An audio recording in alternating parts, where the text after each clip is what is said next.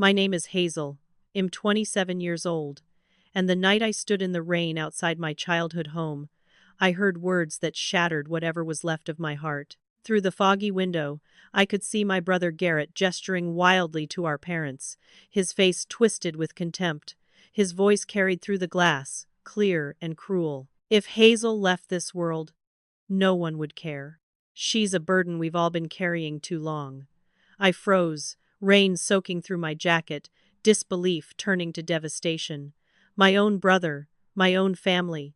So I decided to give them exactly what they wanted. 24 hours later, they would understand what they lost. Before we dive into what happened next, I want to know where you're watching from. Drop your city or country in the comments, because this story is about to take you on a journey you won't believe. Hit that like button if you've ever felt invisible in your own family, and subscribe because what happens in the next 24 hours will shock you. Trust me, you need to hear how this ends. Growing up in the Fletcher household meant understanding your place, and mine was always at the bottom. Garrett was 3 years older than me, the kind of kid who excelled at everything without trying. He was athletic, charismatic, the star of every team and the center of every conversation. Our father, Warren, a stern businessman who measured worth in achievements and bank accounts, looked at Garrett like he'd won the lottery. My mother, Loretta, wasn't much different. She'd light up when Garrett entered a room, hanging on his every word like he was delivering profound wisdom instead of just talking about his golf game. Me? I was the artistic one, the sensitive one, the daughter who never quite measured up no matter how hard I tried. I spent my childhood chasing approval that never came, trying to make myself smaller so maybe they'd finally see me. It never worked. There was this one incident when I was 16 that pretty much summed up our entire family dynamic. I'd spent months working on an art portfolio for a scholarship interview at a prestigious design school. It was my ticket out, my chance to prove I was worth something. The night before my interview, I laid everything out on the dining room table to do a final review. When I came downstairs the next morning, the portfolio was destroyed. Paint spilled across my best pieces, papers torn, everything ruined. Garrett was sitting at the breakfast table eating cereal like nothing had happened. When I accused him, he looked at our parents with this innocent expression and said I must have left it out carelessly, that maybe the cat knocked things over. We didn't even have a cat, but our parents believed him. My father actually punished me for lying and trying to blame my brother for my own carelessness. I missed that interview. I never got another chance at that scholarship. That's how it always went. Garrett could do no wrong. I could do nothing right. The pattern only intensified as we became adults. Garrett went into real estate development and eventually took over our father's commercial property business. He made a fortune, bought a massive house in the suburbs, married a woman named Autumn who was just as status-obsessed as he was, and had twins who were paraded around like little trophies. Meanwhile, I became a freelance graphic designer, working from my small apartment and building a modest client base. To my family, this wasn't a real career. My father would introduce Garrett as my son, the real estate developer, and me as my daughter. She does some computer stuff.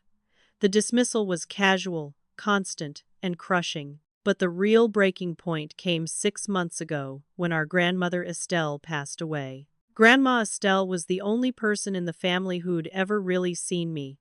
She'd encouraged my art, told me I had a light inside me that was worth nurturing. When she died, I grieved alone because the rest of the family was too busy planning how to divide her estate. I wasn't even told about the will reading. I found out by accident when I stopped by my parents' house and overheard them discussing it. When I confronted them, my mother acted like it was an honest oversight, but I knew better. At the actual reading, which I crashed uninvited, I discovered why they'd tried to exclude me. Grandma Estelle had left me $50,000 and a letter. Garrett got the commercial building that housed his business offices, and my parents got some stocks. But the cash distribution favored me. The letter explained everything. Grandma knew how they treated me. She'd seen it for years, and felt helpless to stop it while she was alive. The money was her way of giving me an escape route, a chance to build a life away from their toxicity. She wrote that I deserved better than what this family gave me, that my light dimmed in their shadow but I was meant to shine. I cried reading it, mourning both her loss and all the years I'd wasted trying to earn love from people incapable of giving it. Garrett's reaction to the inheritance was volcanic. Had expected to be the primary beneficiary and was furious that I'd received more liquid cash than he anticipated. That's when the sabotage started. 2 of my major clients mysteriously canceled their contracts within a month of the will reading. Both mentioned receiving concerning phone calls about my reliability and professionalism. At first, I couldn't figure out who would do such a thing. Then a mutual friend who worked in Garrett's office mentioned had overheard Garrett on the phone trashing my reputation to someone, laughing about how easy it was to destroy my credibility. I confronted Garrett at a coffee shop, my hands shaking with rage. He just smiled at me with this cold amusement and said I'd never be able to prove anything, and even if I could, no one would believe me over him. He was right about one thing. Our parents would never take my side. The dinner that changed everything was supposed to be a celebration of my parents' 40th wedding anniversary.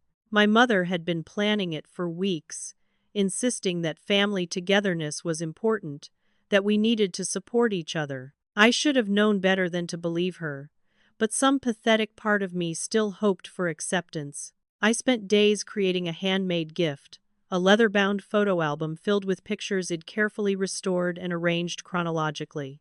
I'd written captions for each photo, little memories and stories. It represented hours of work and genuine love. When I arrived at my parents' house that evening, carrying my gift and a bottle of wine, the atmosphere was already tense.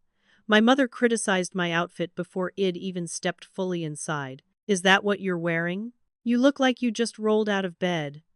My father barely acknowledged my presence, too busy checking his phone. Everything shifted when Garrett arrived 30 minutes late with Autumn and their 6-year-old twins. Suddenly the house came alive. My mother rushed to take the children's coats. My father poured Garrett a scotch, and the conversation immediately centered on Garrett's latest business deal. I sat on the couch feeling like a piece of furniture, invisible and irrelevant. Dinner was worse. Every topic somehow circled back to Garrett's accomplishments. Had just closed a major property deal. His twins had gotten into an exclusive private school. He was being featured in a local business magazine. My parents hung on every word, asking follow-up questions and beaming with pride. When my father finally turned his attention to me, it wasn't with interest but with judgment. "So, Hazel, when are you planning to get a stable job? This freelance thing can't last forever." I explained that my business was actually doing well, that I had steady clients and was building a good reputation. Garrett snorted into his drink. My mother joined in the criticism, shifting her focus to my personal life. "Still single? No wonder. You never make an effort with your appearance." Autumn, who'd been quiet until then, added her own barb. "It must be hard watching everyone else move forward with their lives while you're stuck in the same place." The comment was meant to wound, and it did. I tried to change the subject, but Garrett wouldn't let it drop. He leaned forward with this false expression of concern and said he worried about me, that he wondered what my plan was for the future. The condescension in his voice made my stomach turn. The gift opening was even more painful. My parents unwrapped Garrett's expensive gift first, a luxury watch for my father that probably cost thousands of dollars. They gushed over it, my mother actually tearing up at the generosity. When they got to my handmade album, they barely glanced at it. My mother flipped through a few pages quickly and said, "How sweet, you made something. Like kindergarten." Then she set it aside and moved on to the next gift. I should have left then, but I stayed, frozen by years of conditioning that told me to be quiet and accept my place. The dinner deteriorated further when Garrett brought up Grandma Estelle's inheritance. He claimed I'd manipulated a dying woman, that I'd probably filled her head with lies about the family to secure more money. The accusation was so outrageous I actually laughed, which made him angrier. My parents didn't defend me. They exchanged uncomfortable glances but said nothing as Garrett's voice grew louder. I finally found my voice and defended myself, explaining that I'd never asked Grandma for anything, that Shed made her own choices based on what she observed. Garrett stood up, his face red with rage. You've always been the problem in this family. You're jealous, ungrateful, and divisive. Everything wrong with this family starts with you." I looked at my parents, waiting for them to intervene, to tell him he'd gone too far. They remained silent. The message was clear. They agreed with him. Garrett continued his tirade, accusing me of playing the victim, of making everything about me, of never appreciating what the family had given me. When I pointed out that the family had given me nothing but criticism and neglect, he exploded. He said if I wasn't happy, I should leave, that no one was forcing me to be part of this family. The words hung in the air like poison. My mother looked down at her plate. My father refilled his drink. Autumn smirked. I grabbed my purse and walked out without another word. No one followed me. No one called after me. I sat in my car in their driveway for 10 minutes, crying so hard I couldn't see. Then I drove around for hours, my mind spinning, trying to understand how Eid ended up here. Around midnight, I found myself back near my parents' house.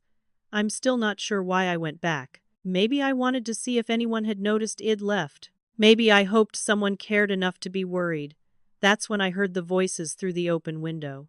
I stood in the rain, hidden by the darkness and the oak tree in the front yard, and listened to my brother tell my parents that if I left this world, no one would care. He said I was a burden they'd been carrying too long, that I added nothing to the family except drama and complaints. My mother agreed, saying it'd always been difficult. My father suggested maybe Eid grow out of it eventually, but doubted it. They weren't worried about me. They were annoyed by me. The rain soaked through my clothes as I stood there, my whole body numb. In that moment, something inside me broke, but something else crystallized. Id spent 27 years trying to earn love from people who were incapable of giving it. Id made myself small, accommodating, desperate for scraps of approval. And they'd treated my existence like an inconvenience. Fine. If they thought I was a burden, Id remove that burden. But first, they were going to learn what it felt like to lose me. I drove back to my apartment in a daze, my mind strangely calm despite the storm of emotions underneath. It was almost 3 in the morning when I finally parked in my building's garage, but I knew I wouldn't sleep. Instead, I sat at my kitchen table and started planning. The initial impulse wasn't about revenge, not exactly. It was about escape, about finally giving myself permission to walk away from people who'd never valued me. But there was also a part of me that wanted them to feel something. Anything. I wanted them to face the reality of my absence, and maybe, just maybe, realize what they'd lost. It was a test, I suppose. A way to see if any shred of genuine care existed beneath their indifference. I gave myself a deadline, 1 week. I'd disappear completely for 7 days and observe how they reacted. If they showed real concern, real fear for my safety, maybe there was something worth salvaging. If they didn't, I'd know for certain that leaving was the right choice. The planning was meticulous. I started by withdrawing cash from an ATM at 3:30 in the morning, enough to last me a week without using credit cards that could be traced. I packed a bag with clothes, toiletries, my laptop, and my grandmother's letter. The letter felt important, like a talisman reminding me I wasn't crazy, that someone had seen the truth. My neighbor Piper was the only person I truly trusted. She'd moved into the apartment next door about a year ago, and we'd become genuine friends. She'd witnessed enough of my family dynamics to understand why I needed to do this. I knocked on her door at 4 in the morning, and she answered in her bathrobe, immediately concerned. When I explained my plan, she didn't judge or try to talk me out of it. Instead, she hugged me and agreed to help. I gave her my spare apartment key and asked her to check on my place periodically, make it look lived in. She promised she would, and I knew she meant it. Before I left, I wrote a deliberately vague note and placed it on my kitchen counter where I knew my family would find it if they came looking, which I doubted they would. The note said, "I can't do this anymore. I need to disappear for a while. Don't look for me." It was cryptic enough to cause alarm, but not specific enough to indicate where I'd gone or what I intended. Then I did something I'd never done before. I posted a message on social media, something vague and melancholic. Sometimes the best thing you can do is become invisible. Maybe then they'll see. It was dramatic, sure, but it would serve as a timestamp, a public record of my state of mind. I turned off my phone's location services but kept the phone on. I wanted to be able to see their attempts to contact me, if there were any. I wanted to watch how they reacted in real time. Piper had mentioned her aunt owned a small cabin about 2 hours north of the city, tucked away in the woods near a lake. The cabin was currently empty, winterized but habitable, and Piper's aunt was happy to let me use it. It was perfect. Remote enough that no one would find me, but close enough that I could get back quickly if needed. I loaded my car with supplies, including groceries and enough work materials to keep up with my client projects remotely. I wasn't abandoning my responsibilities, just my toxic family. The drive north was surreal. The sun was just starting to rise, painting the sky in shades of pink and gold. I felt like I was shedding a skin, leaving behind the version of myself who'd spent decades begging for crumbs of affection. The cabin was exactly as Piper described, a cozy wooden structure with a fireplace, a small kitchen, and windows overlooking the lake. I set up my laptop on the dining table, arranged my observation post. My phone sat next to me, the screen dark and silent. The goal was simple. I'd monitor their reactions to my disappearance. I'd see if they called, if they worried, if they showed any indication that my well-being mattered. Deep down, beneath all the hurt and anger, a part of me still hoped they'd surprise me. I hoped my mother would panic, that my father would drop everything to find me, that even Garrett might feel a flicker of concern. I wanted to be wrong about them. I wanted proof that somewhere underneath the toxicity, they actually loved me. But as I sat in that cabin watching the sun fully rise over the lake, I had a sinking feeling that I already knew how this would play out. They'd taught me over and over who they were. I'd just refused to believe it. 24 hours would tell me everything I needed to know. I left my apartment at exactly 6 in the morning on Sunday. By Monday morning at 6, I'd have my answer.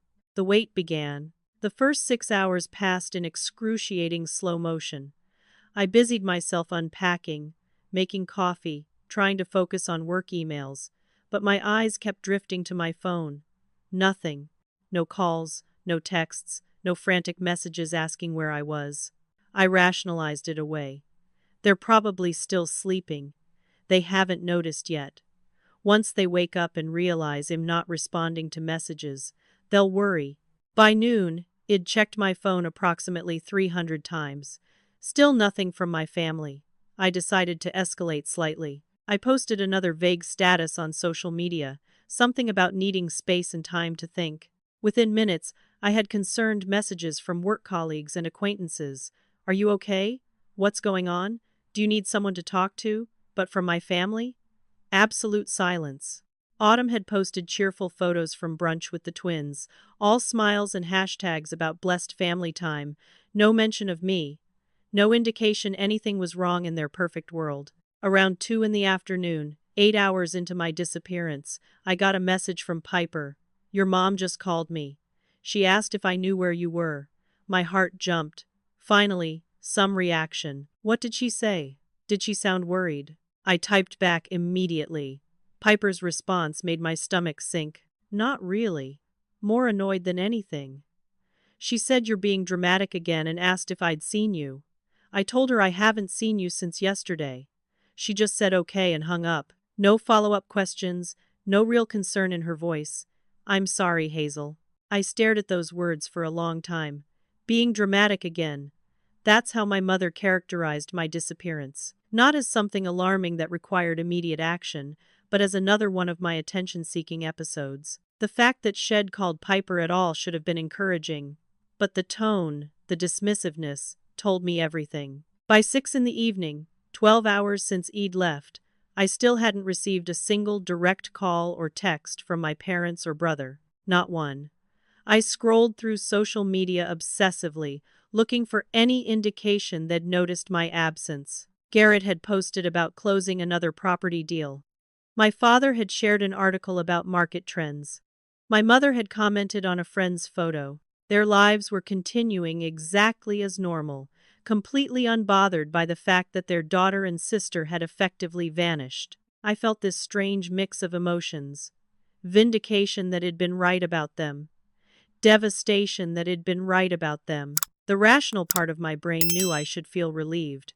This was confirmation I was making the right choice in distancing myself. But the wounded child inside me, the one who'd spent a lifetime craving their love, felt crushed. Even my disappearance didn't register as important enough to interrupt their day. Piper sent another update around 7. Hazel, your mom called again. This time she sounded more irritated. She said if I hear from you, I should tell you to stop being childish and call home. That's it. She didn't ask if you were safe or okay, just told me to pass along that message. I read it 3 times, each time feeling more hollow, childish. That's what she thought of whatever crisis I might be experiencing. Not concerning, not alarming, just childish behavior that inconvenienced her.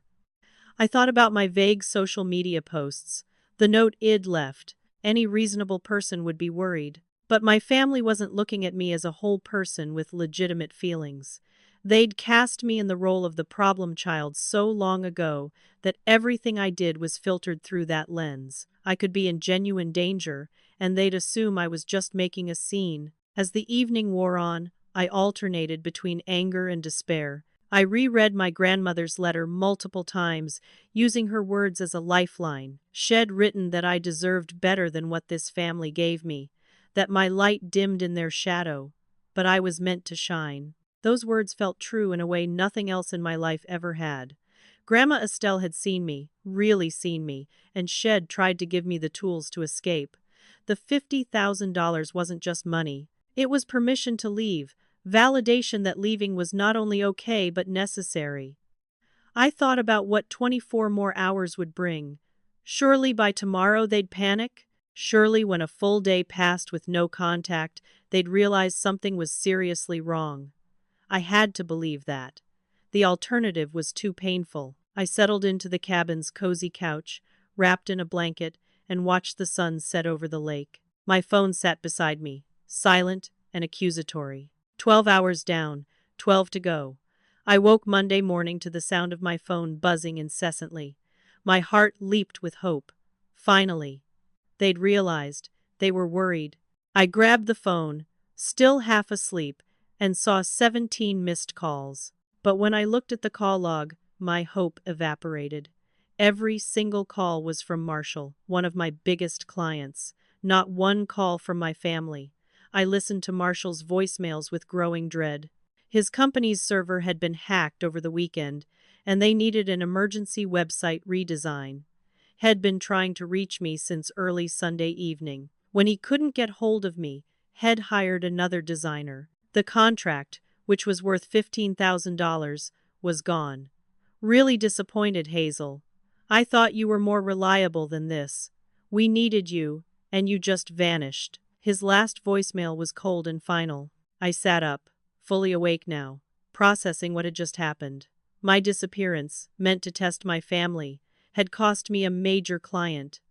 The irony was bitter. While I'd been waiting for my family to care, my actual life had been falling apart.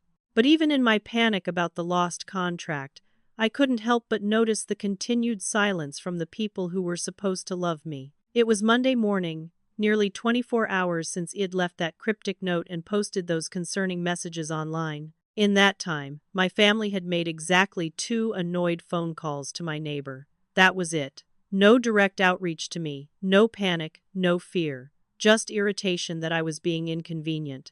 The contrast between Marshall's urgent attempts to reach me and my family's indifference was stark and painful. Around 10 in the morning, Piper sent a text that made my blood run cold. Your brother just came by your apartment. He wasn't alone. There was some guy in a suit with him. They were taking photos of your door and looking in the windows. Garrett tried the door handle. He looked angry, not worried. What's going on? I stared at the message, my mind racing. Why would Garrett be at my apartment with someone who sounded like a lawyer? Why would they be documenting my door? This didn't make sense. If he was concerned about my well-being, he'd be calling me, filing a missing persons report, doing normal worried family member things. Instead, he was taking photos of my apartment with legal representation. Something was very wrong. I asked Piper if she could get the building's security footage. She said she'd try. At 11, my father finally called. My heart actually raced when I saw his name on the screen. This was it, the moment they'd show they cared. I answered, my voice shaky. Dad. His response wasn't what I expected. Where are you? We need to talk about the house. Not, are you safe? Not, we've been worried sick. Just, we need to talk about the house. I was confused. What house? My father's tone was impatient, annoyed that he had to explain. Your grandmother's property. There's a clause in the will we need to discuss. Garrett's lawyer found something. My confusion deepened into suspicion. What clause? My father explained in his businessman voice, detached and transactional. Apparently, there was a provision that if I abandoned my responsibilities, I could forfeit my inheritance. Garrett was claiming my disappearance qualified as abandonment. The pieces started clicking together with horrible clarity. They weren't worried about me. They were worried about money. Garrett had used the first 24 hours of my disappearance not to ensure I was alive and safe, but to build a legal case to steal my inheritance. That's why he'd been at my apartment with a lawyer, documenting my absence. That's why my father was calling now. Not out of love or concern, but to pressure me into signing papers before I fully understood what was happening. Stop this childish behavior and come home, my father said, his voice hard. Garrett's being generous, offering to buy you out. You should take the deal. I couldn't believe what I was hearing.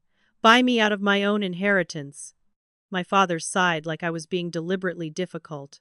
Don't be stupid, Hazel. He doesn't have to give you anything if you've violated the terms. I asked to see the actual will clause he was referencing. My father got defensive, said Garrett's lawyer had explained it all, that I needed to trust the family. Trust the family. The words would have been funny if they weren't so painful. I told him I needed time to think, to consult my own lawyer. He exploded. Don't drag this out. Don't make everything difficult like you always do. Just sign the papers and stop causing problems. I hung up, my hands shaking with rage. 24 hours. That's all it had taken for them to show their true priorities. I wasn't a missing daughter who might be in danger. I was an obstacle to financial gain, a problem to be solved with legal maneuvering and manipulation. The last shred of hope I'd been holding on to shattered completely. Around 1 in the afternoon, Piper sent screenshots that made everything worse. She'd managed to get into a family group chat through Autumn's social media. I wasn't included in this chat, which was its own revelation. Autumn had posted, Hazel's throwing another tantrum. Drama queen wants attention as usual. My mother had responded, let her sulk. She'll come back when she needs money. Then Garrett chimed in with, I'm handling it. She'll sign the papers by tomorrow. She has no choice. They were discussing me like I was a pest, an annoyance, a transaction. There was no concern for my safety, my mental state, my well-being. Just calculation and contempt. I screenshot everything Piper sent me, saving evidence I didn't yet know I'd need. As the 24-hour mark approached, I sat by the lake behind the cabin and let myself fully process what I'd learned. The test had yielded results, just not the ones I'd secretly hoped for. My family didn't care if I lived or died. They only cared about controlling me and taking what little I had. The disappearance that was supposed to make them realize my value had instead revealed their complete lack of valuing me at all. My grandmother had been right. This family was toxic, and I needed to get out. But I wasn't going to just disappear quietly anymore. They'd shown their hand. They'd revealed that they'd go to illegal lengths to steal from me. Now it was my turn to show them exactly what happened when you pushed someone too far. The hurt was transforming into something else. Something harder. Something ready to fight back. Monday morning, hour 25 of my disappearance, I emerged from grief into crystal clarity. I made a list on my laptop of every wrong, every betrayal, every piece of evidence I had. Then I started making calls. My first call was to Nelson, the lawyer who'd handled my grandmother's estate. I'd kept his card, thank goodness. When I explained what Garrett was claiming about an abandonment clause, Nelson was immediately suspicious. Miss Fletcher, I drafted that will personally. There's no such clause. Your grandmother was very specific about protecting your inheritance from interference. Relief flooded through me, followed quickly by fury. Garrett had fabricated a legal provision to steal from me. Nelson's voice grew stern. This is fraud. If your brother is using a falsified document, he and his lawyer could face serious criminal charges. I need you to document everything. I told Nelson about Garrett's appearance at my apartment with the lawyer, the photos they'd taken, my father's pressure to sign papers I'd never seen. Nelson asked me to forward any evidence I had and promised to investigate immediately. Then he mentioned something that stopped me cold. Your grandmother left me 2 letters when she passed. One was for you, which you received. The other was instructions to me, to be opened only if your family tried to interfere with your inheritance. She predicted this might happen. Tears stung my eyes. Even from beyond the grave, Grandma Estelle had been protecting me. She'd known her son and grandson well enough to anticipate their greed. Nelson said he'd open that second letter and follow whatever instructions it contained. For the first time in 24 hours, I felt like I wasn't fighting alone.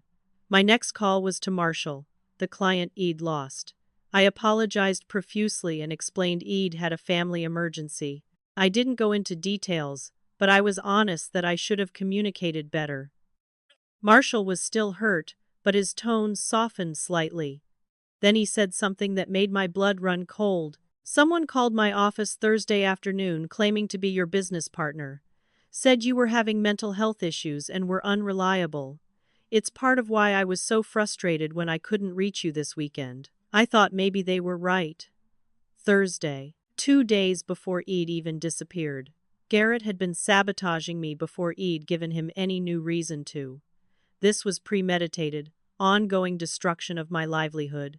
I asked Marshall if he'd be willing to document that call and he agreed, saying he'd felt uncomfortable about it at the time but didn't know what to do. I spent the next hour calling 2 other former clients who'd mysteriously canceled contracts months ago. Both told similar stories.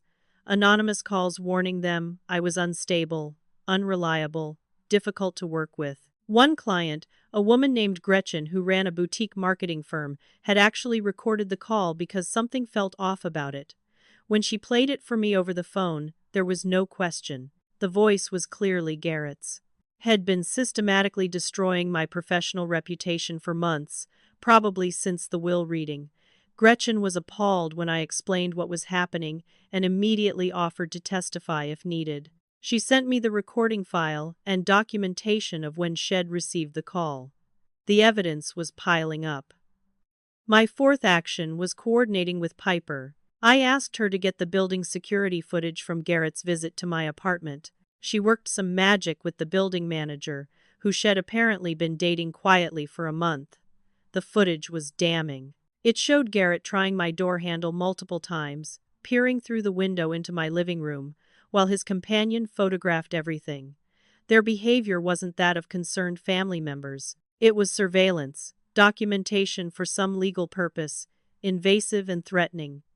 But there was more. Piper had me access my apartment's interior camera, a small security device I'd installed last month after noticing some of my things seemed to be moved around. The footage from the past few weeks was horrifying.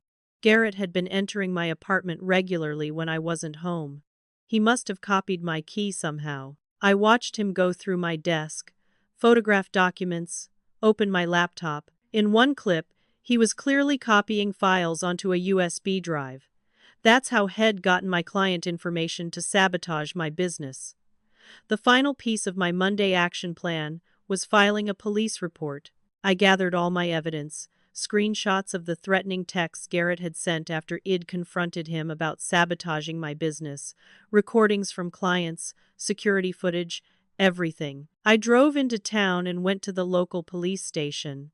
The officer who took my report was named Wade, a middle-aged man with kind eyes who actually listened. He took my claims seriously, especially the evidence of Garrett entering my apartment without permission and stealing business information.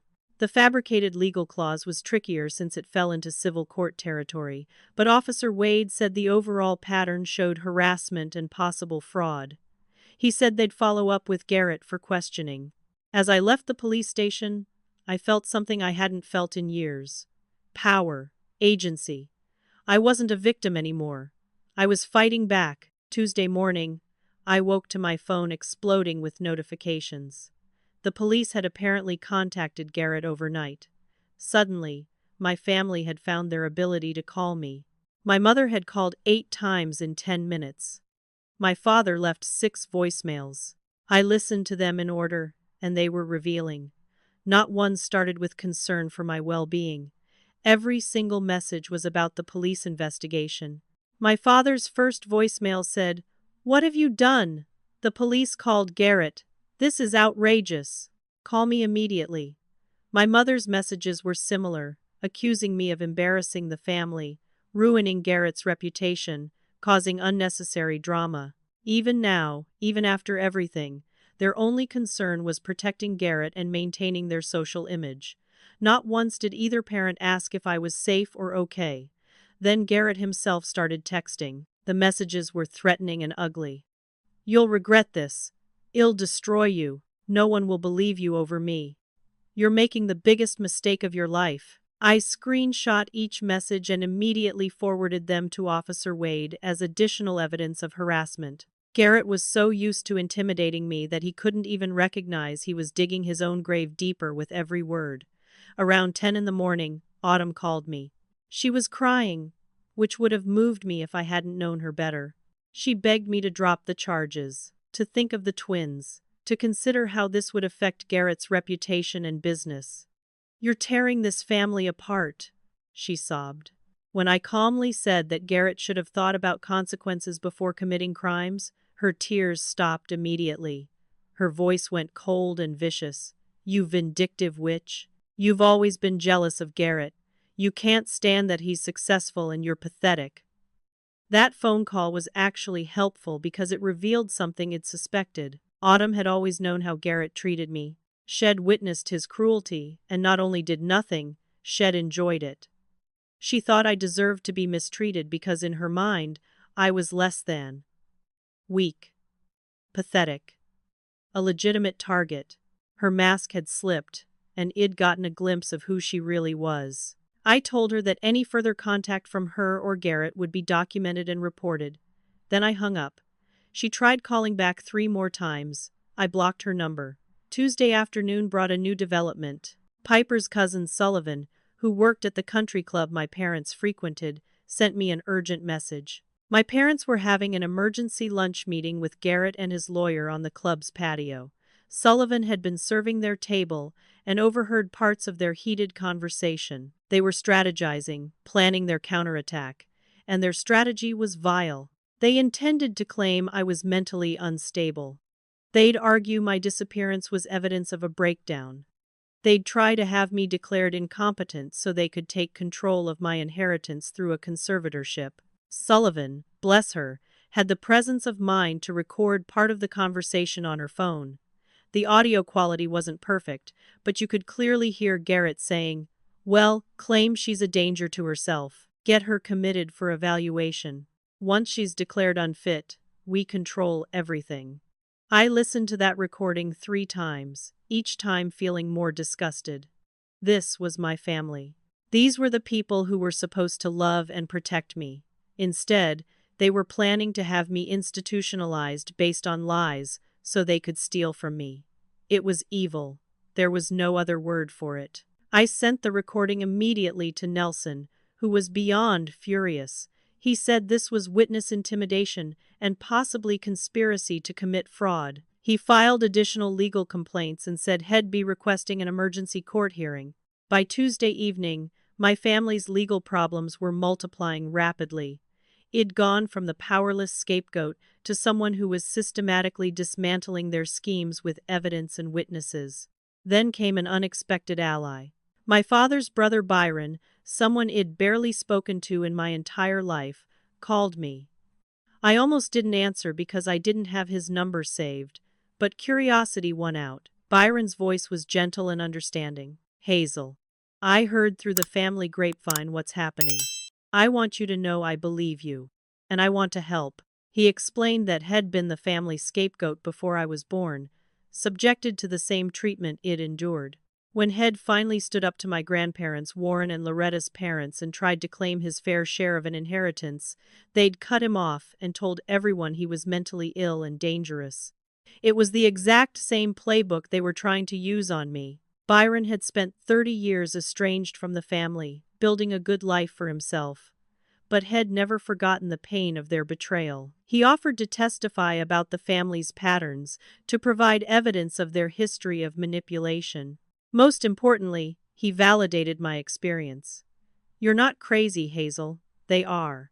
And I can prove it. Wednesday morning, Nelson managed to get an emergency court hearing scheduled. The speed was unusual, but apparently Garrett's lawyer's involvement in fabricating will documents had raised red flags with the court. Judges don't take kindly to legal fraud. The hearing was set for Wednesday at 10, which gave me barely 2 hours to prepare. I decided to attend in person. I needed to face them. Nelson picked me up from the cabin, and Uncle Byron met us at the courthouse. When we walked into the courtroom, the shock on my family's faces was deeply satisfying. My parents went pale. Garrett's expression cycled through surprise, rage, and fear, and seeing Byron with me clearly rattled them even more. They'd probably assumed He'd stay buried in the past, too intimidated to resurface. They'd assumed wrong. The hearing started with Garrett's lawyer presenting the abandonment claim. He tried to argue that my disappearance and the vague note I'd left constituted abandoning my responsibilities, thus voiding my grandmother's bequest. Nelson destroyed the argument methodically and ruthlessly. He produced the actual will, certified and notarized, showing no such clause existed. Then he presented a letter from grandmother's will preparation meetings where she'd explicitly stated she did not want any conditions placed on my inheritance because she feared my family would use them against me. Garrett's lawyer started backtracking, claiming there'd been a misunderstanding in his interpretation. Nelson wasn't having it. Your Honor, this isn't a misunderstanding. This is deliberate fraud. The defendant and his legal counsel attempted to use fabricated documentation to steal my client's rightful inheritance. The judge's expression grew stern. Then Nelson presented the rest of our evidence. Security footage of Garrett illegally entering my apartment and stealing business files. Recordings of him sabotaging my professional relationships. Text messages where he threatened me. The fake abandonment clause. Bank records showing He'd been systematically trying to undermine my financial stability for months. With each piece of evidence, Garrett sank lower in his chair. His lawyer looked like he wanted to disappear. My parents sat rigid, realizing too late how serious this had become. When Garrett tried to defend himself, claiming he was just worried about his sister, Nelson cut him off with facts. Worried siblings don't commit breaking and entering. They don't steal proprietary business information. They don't fabricate legal documents. The judge agreed, issuing a temporary restraining order on the spot. Garrett was ordered to stay away from me, my home, and my business. The fraud investigation would continue, and he could face criminal charges. My parents tried to intervene, telling the judge this was a family matter that should be resolved privately. The judge shut them down immediately. Fraud is not a family matter. It's a legal matter. Then Uncle Byron took the stand, and the courtroom atmosphere shifted completely. Byron testified about his own experience with the family decades ago. He described the identical pattern of scapegoating, gaslighting, and financial manipulation. He produced letters from 20 years earlier showing Warren and Loretta's threats when He'd tried to claim his inheritance from his parents. He revealed that my father had actually stolen Byron's inheritance through similar tactics, working with Byron's siblings to isolate and discredit him until he gave up fighting. The judge listened with growing concern, taking notes. This wasn't just about Garrett's current fraud. This was a multi-generational pattern of abuse. Byron's testimony opened the door for Nelson to present evidence about my parents' involvement in the current situation. He had emails showing my mother helped Garrett plan ways to undermine me, text messages where my father coached Garrett on legal manipulation. They weren't innocent bystanders, they were accomplices. My mother actually broke down crying in court, insisting they were good people who loved their family. Nelson responded by presenting more evidence. Screenshots from the family group chat where they'd mocked my disappearance. The recording Sullivan had captured of them planning to have me declared incompetent. Their lawyers' attempts to intimidate me into signing away my rights. None of it looked like love. All of it looked like calculated cruelty and greed. Finally, it was my turn to testify. I'd been nervous about this moment, worried it'd break down or let emotion override facts. But when I sat in that witness stand and looked at my family, I felt calm, centered. I described growing up as the scapegoat, the pattern of neglect and criticism that had defined my childhood. I explained how the treatment had intensified around grandmother's inheritance. I detailed the recent escalation, the dinner where they'd revealed their true feelings, the conversation I'd overheard through the window. I told the court about my decision to leave for a week to see if they'd show genuine concern. I described their actual response: 2 annoyed phone calls to my neighbor, followed by immediate legal maneuvering to steal my inheritance. My voice remained steady throughout. I wasn't hysterical or dramatic. I was just honest, and the truth was damning enough. The judge's ruling was comprehensive and satisfying. My inheritance was fully protected with additional legal safeguards to prevent future interference. Garrett was ordered to pay restitution for the business damages had caused, including the lost client contracts. The restraining order was extended to include my parents pending a family evaluation. The police investigation into fraud and forgery would proceed with the court's full support. Garrett could potentially face jail time. The family's reputation in their wealthy suburban community was effectively destroyed. Word of the hearing leaked to the local press, which loved a story about privileged families behaving badly. Their social circle, the country club, the business associations, everyone learned the truth about the Fletcher family's ugly secrets. 2 weeks after the court hearing, my life had transformed in ways I couldn't have imagined. I'd found a new apartment in a different neighborhood, a fresh start away from places that held painful memories.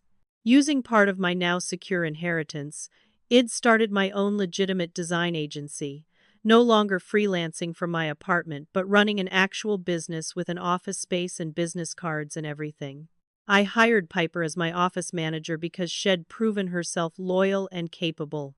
Several of my former clients returned once they learned the truth about Garrett's sabotage. Marshall was especially apologetic and became one of my biggest advocates, referring multiple new clients to me. My business grew rapidly, fueled by my talent and a reputation for integrity that stood in stark contrast to my family's revealed corruption.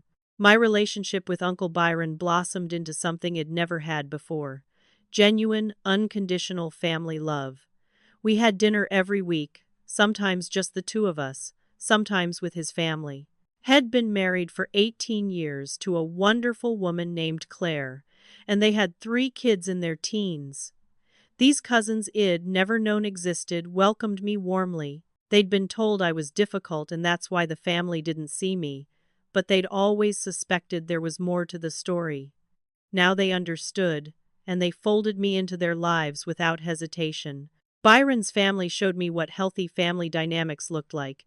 People who disagreed without cruelty, who supported without conditions, who celebrated each other's successes genuinely. It was revelatory. Garrett faced serious consequences that continued to unfold. The fraud investigation led to multiple charges, including breaking and entering, theft of proprietary information, and conspiracy to commit fraud. His real estate business took a massive hit as clients learned about his legal troubles. Several major deals fell through. His professional reputation was ruined. Perhaps most significantly, Autumn filed for separation. She didn't want the twins growing up around his anger and watching their father face criminal prosecution. She'd married him for status and money, and both were evaporating. Without those incentives, she had no reason to stay. Watching Garrett's life unravel should have felt more satisfying than it did. Instead, I mostly felt sad that it had come to this. My parents faced their own reckoning, Their wealthy social circle distanced themselves dramatically. People they'd considered close friends stopped returning calls. My mother's charity boards quietly asked her to resign. My father's business partnerships dissolved as colleagues didn't want to be associated with the Fletcher family scandal. The country club, where they'd been members for 30 years, suggested they might be more comfortable elsewhere. They tried reaching out to me multiple times through letters and intermediary friends. Each letter claimed they didn't understand how bad things had gotten, that they'd made mistakes, but surely we could work it out. The letters never acknowledged specific wrongs. They never took real accountability. They just wanted absolution without doing the work of genuine change. I didn't respond. I'd learned that sometimes no relationship is better than a toxic one. 3 months after my disappearance, I started therapy with a trauma specialist named Dr. Felicia, who'd been recommended by Byron. The sessions were hard but necessary. I processed childhood wounds I'd buried for decades. I learned about family systems and scapegoat dynamics. I came to understand that the problem was never me. I'd been born into a dysfunctional system and assigned a role, but that role didn't define my worth. Dr. Felicia helped me see that surviving such a family while maintaining my empathy and goodness was actually remarkable. Most people in your situation become as toxic as their abusers or lose themselves completely, she told me. You did neither.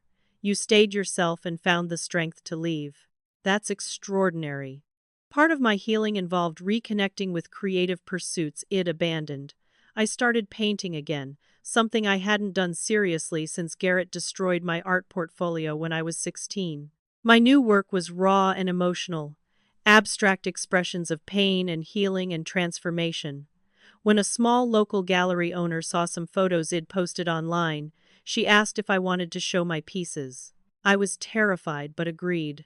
The opening night of my exhibition was one of the happiest nights of my life. The gallery was full of people who mattered. Piper, Byron and his family, my new business clients who'd become friends. Even Officer Wade stopped by. Not a single member of my biological nuclear family attended, and I was completely okay with that. The exhibition was titled Invisible No More, and it told my story through color and texture and composition. A local art critic wrote a beautiful review praising the emotional honesty. 3 pieces sold that first night. I spent a lot of time sitting by windows in those months, looking out at the city and feeling an unfamiliar emotion, peace. I thought often about Garrett's cruel words that had started everything. If you left this world, no one would care. Had been so wrong in the ways that mattered. The right people cared deeply. Piper, Byron, Claire, my cousins, my clients, who'd become genuine friends, Dr. Felicia. Even Officer Wade checked in periodically to see how I was doing. I'd found my tribe. They weren't related to me by blood, but they were family in every way that counted. My grandmother's words echoed constantly. Sometimes the family you choose is better than the family you're born into. I finally understood what Shed meant. Shed given me the means to escape and the permission to build something better. 6 months after my disappearance, I received a letter that was different from the others my mother had sent. This one was longer, handwritten, and felt genuine in a way the previous attempts hadn't. Loretta didn't make excuses or minimize what had happened. She acknowledged specific failures, listed them out one by one. She admitted Shed enabled Garrett's cruelty because it was easier than confronting him. She confessed Shed been so focused on maintaining appearances that Shed sacrificed her daughter's well-being. She wrote that she was in therapy now, finally facing the dysfunction Shed perpetuated. She wasn't asking for forgiveness or reconciliation. She just wanted me to know that she saw me now, that she understood what Shed done, and that she was genuinely sorry. There was no pressure to respond. No manipulation, just accountability.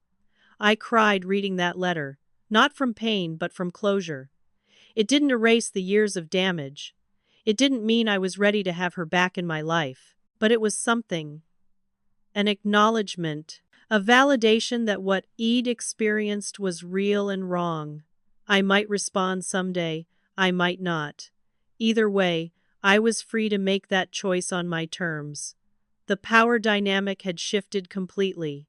I was no longer the desperate child begging for crumbs of affection. I was a woman who'd built a life I was proud of, surrounded by people who valued me, doing work I loved. Whether my biological family ever became healthy enough to be part of that life was almost beside the point. On a bright morning in early spring, almost exactly 1 year after my 24-hour disappearance, I stood in my art studio, sunlight streaming through floor-to-ceiling windows. My phone buzzed constantly with client messages and texts from friends. A new painting was taking shape on my easel, a woman stepping out of dark shadows into brilliant light. I'd titled it 24 Hours because that's all it had taken to change everything. 24 hours to learn the truth about my family. 24 hours to find the courage to stop accepting cruelty. 24 hours to begin building something better. I mixed colors on my palette, thinking about Garrett's words one last time. If you left this world, no one would care. Had been trying to diminish me, to keep me small and manageable. Instead, had accidentally set me free. They finally understood what they'd lost. But by then, I'd found what I'd gained. Myself, my voice, my life. And that was everything. So here's my question for you. Have you ever had to walk away from toxic family members to save yourself? How did you find the courage to leave? Drop your story in the comments because I promise you're not alone in this struggle. And if this story resonated with you, please hit that like button and share this video with someone who needs to hear it. Subscribe to the channel because I share real stories about real people finding strength in impossible situations. Remember, sometimes the bravest thing you can do is choose yourself, even when it means losing people you love. Thank you for listening to my story. I hope it gives you courage for whatever you're facing. You deserve to be seen, valued, and loved for who you really are. Don't let anyone convince you otherwise. Take care of yourselves out there, and I'll see you in the next story.